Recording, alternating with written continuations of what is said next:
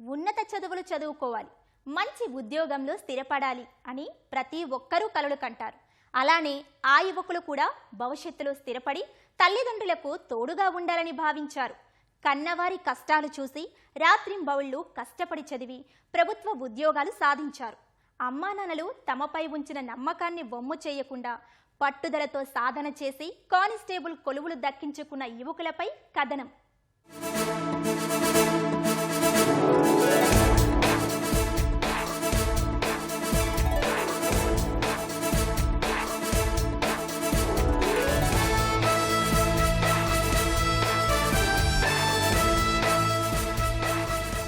సుధీర్ బాబు తల్లిదండ్రులిద్దరూ వ్యవసాయ కూలీలు. పిల్లల్ని మంచి స్థానంలో చూడాలనే ఉద్దేశంతో కూలి పనులు చేస్తూనే బీటెక్ వరకు చదివించారు. కానీ ఇంజనీరింగ్ పూర్తయినా ఉద్యోగాలు లేక ఏదో ఒక పని చేసి తల్లిదండ్రులకు ఆసరాగా నిలవాలని నిర్ణయించుకున్నాడు. అదే సమయంలో కానిస్టేబుల్ నోటిఫికేషన్ రావడం, కోచింగ్ కి వెళ్లి సన్నద్ధమయ్యేంత స్తోమత లేక పరీక్ష రాసి అంబేద్కర్ స్టడీ సర్కిల్లో సీటు సంపాదించడం అన్నీ అలా జరిగిపోయాయి.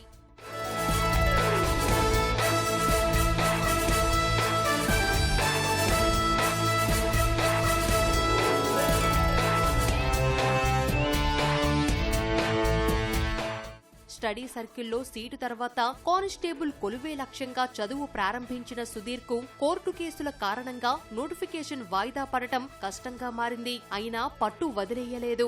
ఊర్లో ఉండి సన్నద్ధమయ్యేందుకు సౌకర్యాలు లేకపోవడంతో తల్లిదండ్రులతో కలిసి ఏలూరులో గది అద్దెకు తీసుకుని సన్నద్ధత కొనసాగించాడు. కూటమి ప్రభుత్వం వచ్చాక ఉద్యోగాల భర్తీ ప్రక్రియ పూర్తి కావడంతో ఎట్టకేలకు వారి కల నెరవేరింది. కష్టం తీరింది.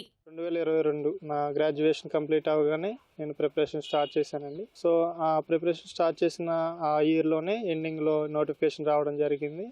సో ఎస్ఐ కానిస్టేబుల్ రెండింటికి అప్లై చేశాము. నేననేది విలేజ్ బ్యాక్గ్రౌండ్ నుండి రావడం జరిగింది. వీళ్ళిద్దరూ వ్యవసాయ కూలీలు అండి. వ్యవసాయ కూలీ చేస్తూనే మమ్మల్ని చదివించడం జరిగింది. మాకు గ్రౌండ్ సరైన సౌకర్యం లేకపోవడం వల్ల సో ఏలూరులో గ్రౌండ్ ఉందని తెలుసుకొని అన్నయ్య, నేను, అమ్మ కలిసి ఒక రూమ్ తీసుకొని దాంట్లో ఉంటూ రెంట్ కట్టుకుంటూ ప్రిపేర్ అయ్యామండి. వాళ్ళ కష్టానికి, తల్లిదండ్రుల కష్టానికి, మేము పడిన కష్టానికి కూడా ప్రతిఫలం దక్కిందని ఆశిస్తున్నాం. గ్రూప్ 1 క్లియర్ చేసి డిఎస్పీ అవ్వాలని చెప్పి నా కోరిక. ప్రిపరేషన్ సమయంలో గది అద్దె, ఖర్చుల కోసం సుధీర్ తల్లి ఓ పాఠశాలలో ఆయాగా చేరి మరీ తనను ప్రోత్సహించారు.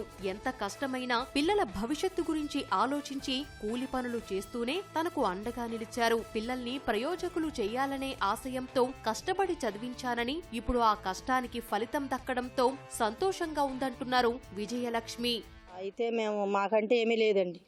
ఊరికే కష్టపడుకోవటం, పిల్లలు చదివించుకుని ప్రయోజకులు చేయాలన్న ఆసక్తి. అలాగే కూలి పని చేసుకుంటా రూపాయి కూడబెట్టి మేము తినకో కష్టపడి పిల్లల్ని బీటెక్ చేయించానండి. చేయించాక మళ్ళీ కోచింగ్లకు పంపే స్తోమత లేక మాకు మళ్ళీ ఈవెంట్స్ వచ్చిందంటే మరి రోడ్లంటూ పరిగెట్టాలంటే భయంతో మాకు సౌకర్యం లేక మేము ఇక్కడికి ఏలూరు వచ్చామండి.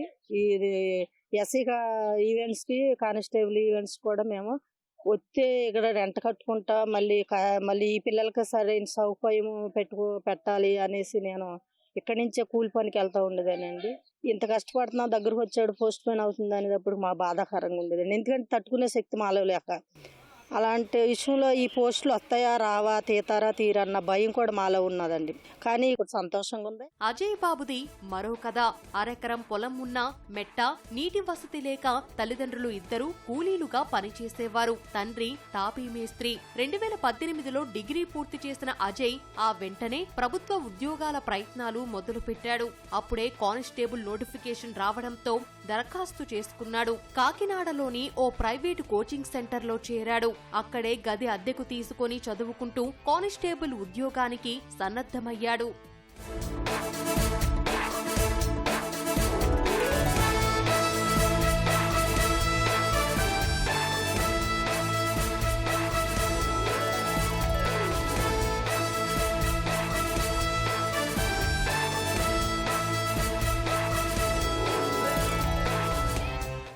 ఏడాదిన్నర క్రితం తండ్రి అకాల మరణంతో కుటుంబ భారం తల్లిపై పడింది. అప్పుడే కోచింగ్ ఆపేసి ఏదో ఒక పని చేసి కుటుంబాన్ని పోషిద్దామనుకున్నాడు అజయ్. ఇంట్లో వాళ్లు సర్ది చెప్పడంతో చివరి ప్రయత్నంగా శ్రమించి అనుకున్న లక్ష్యాన్ని చేరుకున్నాడు. ఇప్పుడు కానిస్టేబుల్ ఉద్యోగంతో ఆగిపోనని గ్రూప్ 2 సాధించడమే తన లక్ష్యమని చెబుతున్నాడు. నేను 2019 నుంచి ఏపీ పోలీస్ కానిస్టేబుల్ ప్రిపేర్ అవుతున్నాను. ఆ 2019లో నోటిఫికేషన్ వచ్చినా కానీ పోస్టులు మా వెస్ట్ గోదావరి జిల్లాకి పోస్టులు లేకపోవడం వల్ల రాసినా కానీ రాలేదు. 2022లో నోటిఫికేషన్ వచ్చింది. నోటిఫికేషన్ వచ్చినా కానీ కేసు గొడవలు ఇవన్నీ జరగడం వల్ల ఆ నోటిఫికేషన్ కాస్త మళ్ళీ ఎలక్షన్ మధ్యలో రావడం వల్ల 2025కి ఇప్పుడు క్లియరెన్స్ అయింది. ఇలాగ 5-6 ఇయర్స్ నుంచి చదువుతూ ఈ పోలీస్ మీద ఉన్న ప్యాషన్తో ఇష్టంతో ఉండడం వల్ల జాబ్ సాధించగలిగాను. లాస్ట్ 1 ఇయర్గా మా నాన్నగారు ఎక్స్పైర్డ్ అయ్యి చనిపోయారు. అప్పటి నుంచి ఇంకా చాలా కష్టంగా అయింది. ఇంకా లాస్ట్ 1 ఇయర్ కూడా ఇంకా మా నాన్నగారు ఎక్స్పైర్ అయినప్పుడు ఇంకా నేను కాకినాడ కూడా వెళ్ళి ఇంకా చదువు మానేసి ఏదైనా ప్రైవేట్ జాబ్లో జాయిన్ అవుదాం అనుకున్నాను.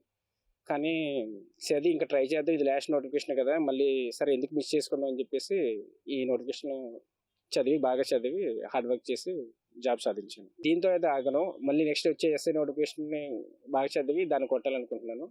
ఇంకా గ్రూప్ 2 నోటిఫికేషన్ వచ్చినా కానీ గ్రూప్ 2 కూడా రాస్తాను. కృషి పట్టుదలతో శ్రమించాలే కాని ఆర్థిక ఇబ్బందులు అవరోధాలు కాదని నిరూపించి కానిస్టేబుల్ కొలువు సాధించారు ఈ యువకులు. తమలాంటి మరెందరో గ్రామీణ యువకులకు ఓ గెలుపుబాట చూపిస్తున్నారు.